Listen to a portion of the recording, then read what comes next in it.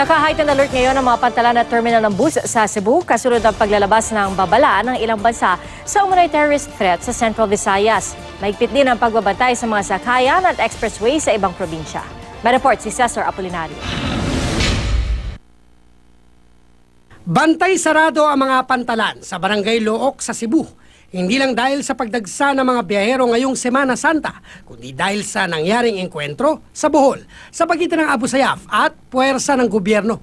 Isa kasi ito sa mga daungan ng mga bangkang galing at patungong Bohol. Hinigpitan din ang seguridad sa mga bus terminal. Paulit-ulit na paalala ng mga pulis dito na i-report agad sa kanila ang mga kaduda-dudang mga bagay na posibleng tinamnan ng bomba at iba pang explosives. Open bag policy rin ang ipinatutupad sa pagpasok ng mga pasahero. Bukod sa masusing inspeksyon sa kanilang mga bagahe, pinadadaan din sila sa metal detector. Sa Cebu South Bus Terminal, mismong si Cebu Governor Hilario David III pa ang nag-inspeksyon. Since they are visitors here, we are somehow responsible for them, for their safety, and we should not let our guard down. Sa Ormoc City, nasampula ng isang driver matapos niyang hindi bigyan ng kaukulang discount sa pamasayang isang senior citizen at isang estudyante. Mismo ang regional director ng LTO ang humuli sa driver dahil nataong nagsasagawa sila noon ng inspeksyon. Pinagmulta ng 5,000 pesos ang tsuper at kinumpiska ang plate ng bus. Hindi naman nakapagbigay ng pahayag sa media ang nasitang driver.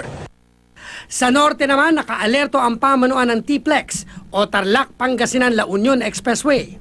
Ang tansya nila, aabot sa 30,000 ang mga sasakyang dadaan dito kada araw ngayong semana.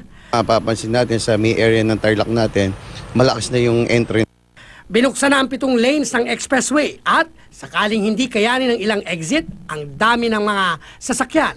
May nakalatag na ring alternatibong daanan. Yung mga contingency lang natin, in case talaga dumagsa ng gusto, para naman hindi yung traffic ating mga motorista.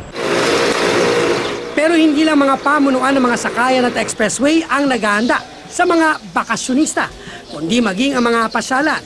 Kabilang na ang Holy Cross Parish sa Abra, kung saan matatagpuan ang milagroso umanong krus na mahigit 100 taon na.